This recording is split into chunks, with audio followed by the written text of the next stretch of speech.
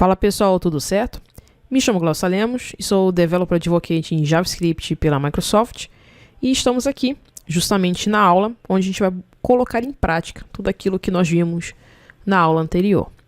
Então, novamente, se esse é um tipo de vídeo que você curte, deixa o seu like, compartilhe com seus amigos e amigas e sempre deixa aí as sugestões abaixo aqui nesse vídeo. Lembrando também que acho que não custa nada lembrar, ainda mais que a gente está indo para o segundo ano já consecutivo realizando, no caso eu gravando esses vídeos aqui. Lembrando que esse vídeo ele é baseado no Learning Path de TypeScript da Microsoft, que está disponível de forma online e gratuita. Lembrando que vocês também, ao fazer esse Learning Path, vocês podem fazer de forma gratuita e tirar ali a certificação. E também baseado no livro do Buddy Sterling, também alguns conceitos, algumas explicações também. Então, para poder deixar o curso mais coeso para todas as pessoas. Bom, como eu falei com vocês, é um tópico um pouquinho complexo, então peço que vocês não se limitem somente com este vídeo. Por mais que eu faça os exemplos aqui, não se limitem com os exemplos que eu estarei fazendo aqui. E peço encarecidamente que vocês vão a fundo, se aprofundem, como, por exemplo, é como você estivesse aprendendo um novo idioma. Você aprende novas palavras. Quando você aprende uma palavra nova, opa, como é que eu posso aplicar essa palavra nova numa frase, num contexto de vida real? A mesma coisa é também quando a gente está aprendendo uma nova linguagem de programação. Então a gente procura aprender até a parte teórica e tentando aplicar num contexto de vida real, como que a gente pode aplicar aquilo que a gente está aprendendo. Isso é a melhor forma e o cérebro ele acaba assimilando da melhor forma possível quando a gente trabalha desta forma. Bom, seguindo aqui, então vamos fazer aqui o primeiro exemplo do uso do typeof. Como eu falei com vocês, os exemplos serão bem densos, serão bem grandes, então não se preocupem de rever esse vídeo, porque como eu falei com vocês, acho que desde do módulo 6, os exemplos que eu estarei fazendo a partir de agora serão bem maiores, não serão tão pequenininhos. Bom, aqui no typeof, o que eu vou fazer? Eu vou criar uma função chamada adicionar, e dentro dessa função ela vai ter dois parâmetros, tá? E a gente vai tentar identificar se esses parâmetros, em que momento nós vamos usar do tipo string e do tipo number. Eu não vou estar fazendo o exemplo que eu fiz. Eu posso até deixar aqui o exemplo que nós fizemos dos exemplos que eu relatei na aula anterior, mas eu vou deixar como exercício para vocês pegarem o vídeo anterior e replicar como é que é feito. Mas aqui vai ser um exemplo bem simples. Aqui eu vou criar um tipo chamado alfanumérico. E ele vai ser do tipo string ou number. Por isso que a gente está usando esse pipe aqui. E agora, o que eu vou fazer? Eu vou criar uma função que ela vai se chamar adicionar. Que eu quero pegar dois números e eu vou querer adicionar esses números. Mas ao mesmo tempo, como o tipo ali ele é determinado como alfanumérico, então o que a gente subentende? Eu não vou nem chamar de num esses parâmetros, porque eles podem ser realmente de fato alfanuméricos. Então, por exemplo, a gente está lidando com uma senha. Uma senha ela pode ser alfanumérica, mas pode também conter só números. Então, ela pode conter somente strings. Então, como é que a gente lida com esse tipo de circunstância? Então, eu vou criar aqui uma função e no final eu vou estar explicando ela aqui.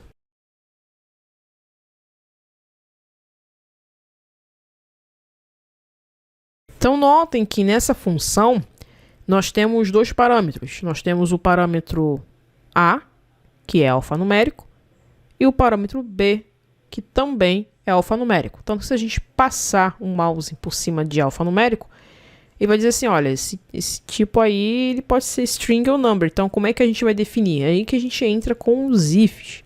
Então, aqui eu vou colocar o if typeof, usando aí o typeguard, typeof. A for igual a number, typeof B for igual a number, que a gente está lidando aqui com dois parâmetros, então eu vou retornar o quê? Eu vou retornar uma soma de dois números. Mas e se esse typeof for uma string, como é que a gente vai fazer? A gente vai até seguir a orientação aqui do Copilot. Então eu vou dizer o seguinte, ó, typeof é igual a string e typeof B for igual a uma string, então eu vou retornar um a.concat B, ou seja, vou concatenar esses argumentos, né? Esses argumentos, esses parâmetros.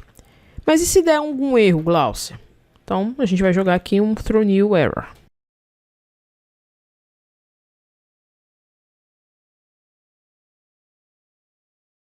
Beleza, então vamos experimentar aqui como é que funcionaria esse exemplo aqui, tá? Então, eu vou dar aqui um console.log 2 vezes, chamando justamente essa função, que é exibir tipo, e essa função ela está esperando dois parâmetros, né?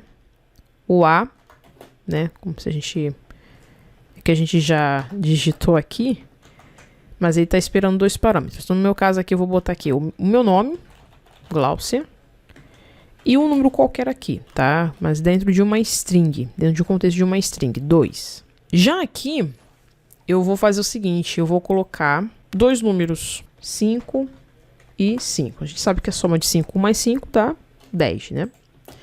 Se a gente executar esse código aqui, como vocês podem ver, ele gerou um alfanumérico, porque tem aqui um conjunto de letras e números e um outro só com número.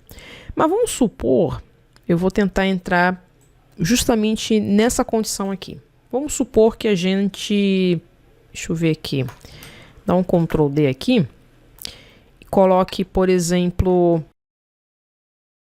ou coloco até mesmo uma string, botando o meu sobrenome aqui, Lemos, por exemplo. Acho que é mais rápido. Será que vai executar esse código aqui? Vamos ver o que vai acontecer. Então, tá vendo? Ele entrou nessa condição, porque eu tô tentando ali misturar os dois. Mas você deve estar se perguntando, mas Glaucia, mas tem um 2 ali, mas não se esqueça, né? O 2 aqui, ele tá entre string, né? Então, é diferente.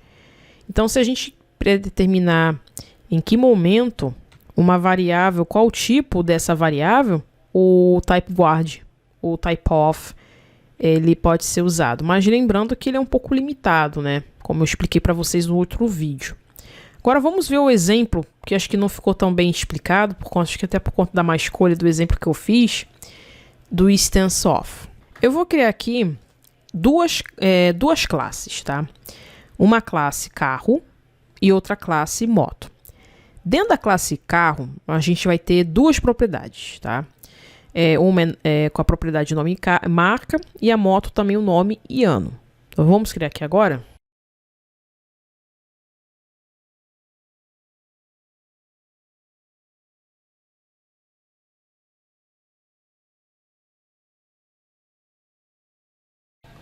Então, perfeito. Então, nós temos aqui essas duas classes. Classe carro, classe moto, tá? Ali nós temos a propriedade no carro, um nome do tipo string, a marca do tipo string. E na moto nós temos ali o nome do tipo string e ano do tipo number. Então, o que eu vou fazer agora? Eu vou criar uma função para eu poder passar as informações de um ou de outro. Mas olha que interessante que a gente vai fazer aqui agora. Eu vou criar aqui essa função. Eu vou chamar de detalhes veículo, talvez. Veículo. E dentro dessa função, eu vou ter um parâmetro que eu vou chamar de veículo. E esse parâmetro, ele pode ser tanto do tipo carro ou moto. O que eu estou dizendo aqui? Que esse parâmetro aqui, ele pode receber as propriedades tanto do carro, tanto da moto. Então, o que eu vou dizer aqui? Eu vou criar aqui uma condição que eu vou chamar aqui veículo, da instance of. Inclusive, o Copilot está sendo mais rápido que eu, do tipo carro aqui. O que eu vou retornar aqui? Vou retornar o seguinte, olha, o nome do carro e aqui eu vou justamente chamar essa propriedade aqui, veículo, ponto-nome. E a marca eu vou botar novamente aqui, chamando veículo, ponto. Mas por que só aparece essas duas propriedades? Porque eu justamente usei aqui o instance of, tá? Então, vou chamar aqui a marca. Mas eu quero exibir as informações da moto. Então, vou botar aqui um else if veículo, instance of moto. Aí sim, vou poder fazer um return também das informações desse veículo. Então, o nome da moto é Aí a gente, né, vai botar aqui, ó, veículo.nome e o ano desse veículo. Perfeito? Então, para passar as informações deles, nós vamos criar aqui, né? Vamos criar um carro. Então, const carro. Inclusive, vou até usar a sugestão do Copilot. Então, aqui eu estou botando o nome do carro e a marca desse carro, que é Gol e Volkswagen. Tá? E eu vou dar um console.log nele também. E também da moto. Então, const moto. Vou botar uma CBR 2020 também. Então, console.log nele também. Chamando da moto. Então, vamos ver o resultado disso aqui. Então, como vocês podem ver, ele está retornando os dados de acordo com as propriedades que a gente está chamando dentro da função. É como eu expliquei na aula anterior.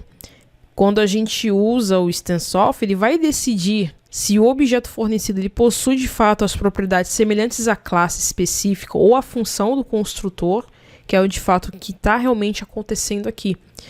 O veículo, por mais que ele possa ser um carro ou a moto, o que está determinando que eu posso usar as propriedades desse carro é o StanceOff.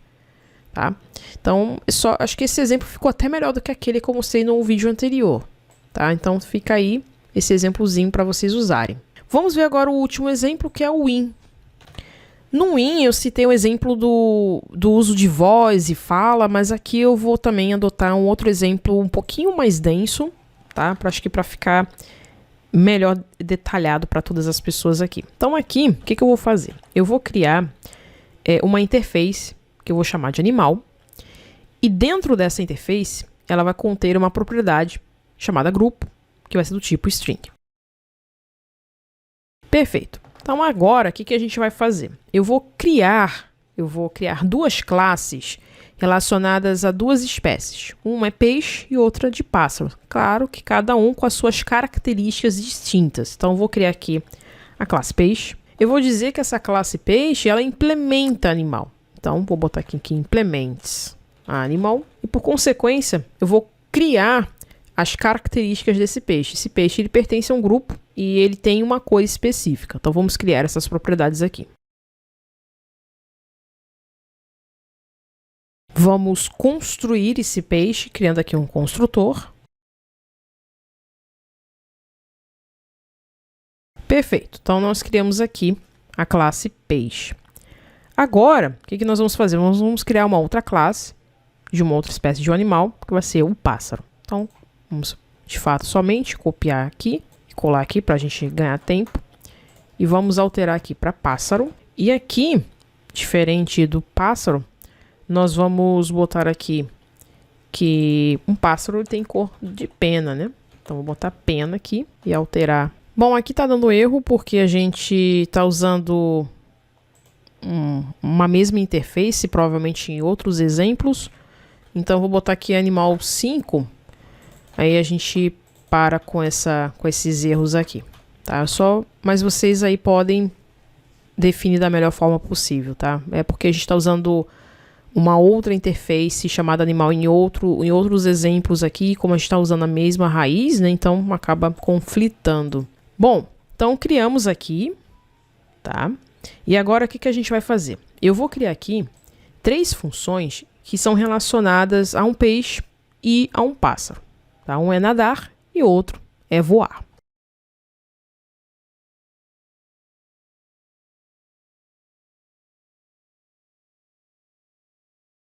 Perfeito. E, finalmente, o que eu vou fazer? Olha que interessante.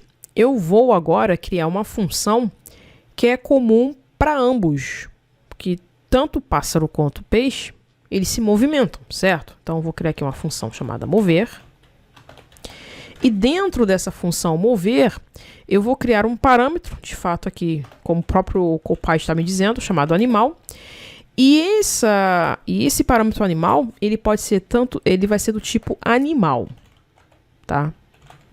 Perfeito. Feito isso, o que eu vou fazer?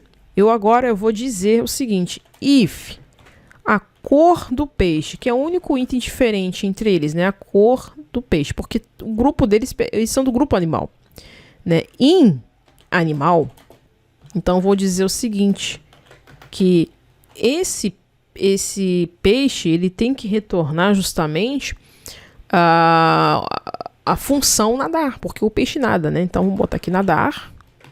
E aqui dentro dele, vamos botar duas vezes aqui, ó. Vamos botar ele dentro desse grupinho aqui. Então vou botar aqui animal as peixe, ou as, traduzindo para o português, significa como, um animal como um peixe. E eu vou dizer que pertence ao grupo animal. É como se a gente estivesse lendo dessa forma, tá? Na verdade eu botei as, na verdade é o contrário. Beleza, então aqui tá dando erro porque a gente tá chamando uma classe que não tem aqui, a gente tem que botar o underline 05, agora sim. E se eu quiser adotar aqui, de fato, o voar, então a gente vai botar assim, else if, tá? A cor da pena estiver, né, ou né, de estiver, né, em animal, ou em também, então a gente vai dizer o seguinte, ele vai retornar a função voar, chamando justamente o parâmetro do mover, que é o animal, e eu vou dizer que esse animal é do pertence a um grupo pássaro do reino animal. Então, é a mesma coisa como se estivesse traduzindo isso aqui para o português, lendo, né? Então, perfeito. E se você quiser obter os resultados, a gente vai botar aqui mover, né? New pássaro, ou posso botar aqui peixe azul também, e mover new pássaro, pássaro branco. Então, se a gente for executar esse código aqui, a gente vai ver aqui o resultado aparecendo. Então, só para a gente entender o significado do in aqui, tá? Vamos resumir o que a gente vai entender desse exemplo aqui, que ele ficou até bem grande. Então, aqui nós temos duas classes, uma de peixe chamado pássaro, que implementa uma interface animal, que é esse animal underscore 05. O método mover, como vocês podem ver aqui, tá? Ele vai examinar as propriedades do objeto animal recebido, tá? Então, a primeira chamada aqui, que é o voar, ou essa função aqui voar, esse método voar aqui, ele contém os dados do animal, só que incluso aí, no caso, a cor da pena, a propriedade da cor da pena, que pertence justamente à classe pássaro. Da mesma forma, a função nadar, que nós temos aqui, que ele encontra também propriedades da classe peixe. Então, se a gente quiser agrupar, né, pegar informações que de fato precisa verificar se o objeto selecionado contém as propriedades especificadas de uma classe, seria bom você fazer uso aí do in. Abrindo aqui a documentação do TypeScript, vocês verão que tem inúmeros outros exemplos, inclusive do que a gente vem vendo justamente nesse módulo 7, que são os tipos avançados, o uso de diferentes tipos de type guards aqui. Tá? Existem outros também, só que são vários. Tem esse is também, que eu posso até disponibilizar um exemplo que eu já fiz, mas eu vou deixar para vocês lerem na documentação. Eu acho que seria interessante vocês darem uma lida. Aqui vem explicando o uso, né, desse operador in também, o type of, tudo que a gente viu aqui, o stance of também. E fica a dica para vocês darem uma olhada também. Embora tá todo na página antiga, mas para vocês darem uma olhada justamente nesses tipos mais avançados, incluso aí o type guards. Então, novamente, se esse é um tipo de vídeo que você curte, deixa o seu like, compartilhe com seus amigos e amigas e nos vemos no próximo vídeo, pessoal. Tchau, tchau.